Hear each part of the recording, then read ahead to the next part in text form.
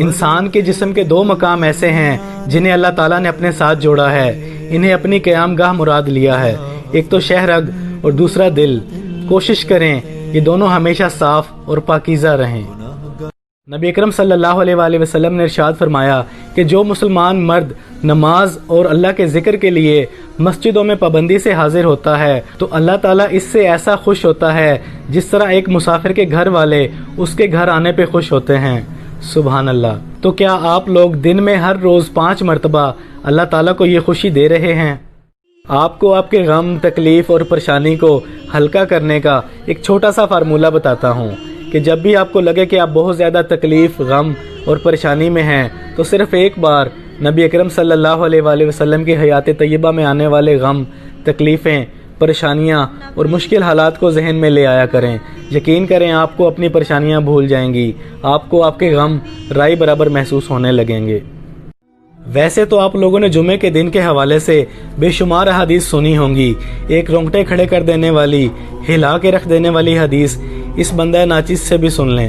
نبی اکرم صلی اللہ علیہ وآلہ وسلم کی احادیث کا مفہوم ہے کہ جمعہ کے دن جنوں اور انسانوں کے سوا کائنات کے تمام جانور طلوع فجر سے لے کے شام غروب آفتاب تک قیامت کے قائم ہونے کے ڈر سے چیختے رہتے ہیں، کان لگائے ہوئے ہوتے ہیں کہ کہیں آج قیامت تو نہیں۔ دیکھیں کائنات کے ایک ایک جانور تک کو پتہ ہے کہ جمعہ قیامت کا دن ہے، اور ادھر ہم مسلمانوں کو اس کی ذرا بھی پرواہ نہیں۔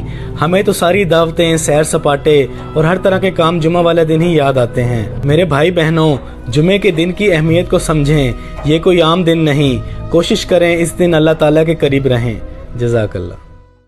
ہو سکتا ہے کہ 3 کنال کی کوٹھی میں رہنے والے کا دل جھونپڑی میں رہنے والے کے دل سے بھی چھوٹا ہو، اور یہ بھی ہو سکتا ہے کہ ایک جھونپڑی میں رہنے والے کا دل 3 کنال کی کوٹھی میں رہنے والے کے دل سے بھی بڑا ہو۔ اصل بڑا پن اور امیری دل کا بڑا ہونا، دل کا غنی ہونا ہے۔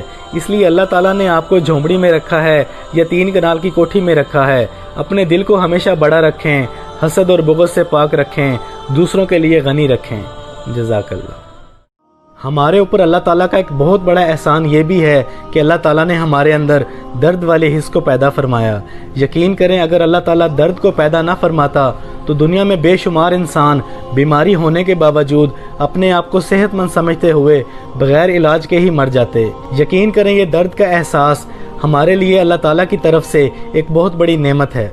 داڑھی اگر خوبصورتی میں رکاوٹ ہوتی تو میرا رب اسے کبھی بھی اپنی محبوب کے چہرے پر نہ سجاتا، اور اگر پردہ خوبصورتی میں رکاوٹ ہوتا تو کائنات کی پاکیزہ ترین عورتیں پاکیزہ ترین مردوں سے کبھی بھی پردہ نہ کرتی۔ آپ چاہے مرد ہیں یا عورت، اگر آپ کسی ناجائز ریلیشن میں نہیں ہیں اور زنا سے بالکل پاک ہیں تو آپ کو اپنی بیوی یا شوہر یا ہونے والی بیوی یا ہونے والے شوہر کے بارے میں فکر مند ہونے کی بالکل ضرورت نہیں، کیونکہ اللہ تعالیٰ کا وعدہ ہے کہ اور پاک عورتیں پاک مردوں کے لیے ہیں اور پاک مرد پاک عورتوں کے لیے۔ سبحان اللہ۔ بے شک اگر آپ نیک اور پاکیزہ جیون ساتھی چاہتے ہیں تو اپنے دامن کو پاکیزہ رکھیں۔ جزاک اللہ۔ ایک استاد نے کلاس میں بچوں سے پوچھا کہ بچوں بتاؤ وہ کون لوگ ہیں جو نماز نہیں پڑھتے؟ تو ایک بچہ کھڑا ہوا اور اس نے معصومی سے جواب دیا کہ سر جن کا انتقال ہو چکا ہے وہ لوگ نماز نہیں پڑھتے۔ استاد نے کہا بالکل ٹھیک۔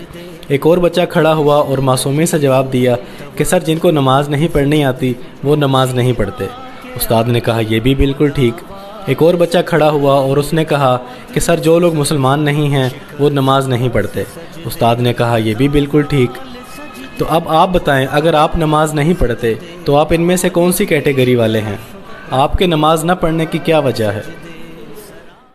دوستو کیا کبھی آپ نے نوٹ کیا ہے کہ قرآن پاک کی تلاوت کرتے وقت اگر تلفظ کی غلطی ہو جائے تو ہماری زبان آگے نہیں بڑھ پاتی جب تک کہ وہ لفظ صحیح ادا نہ کر دیا جائے؟ یہ بھی قرآن پاک کا ایک معجزہ ہے۔ سبحان اللہ۔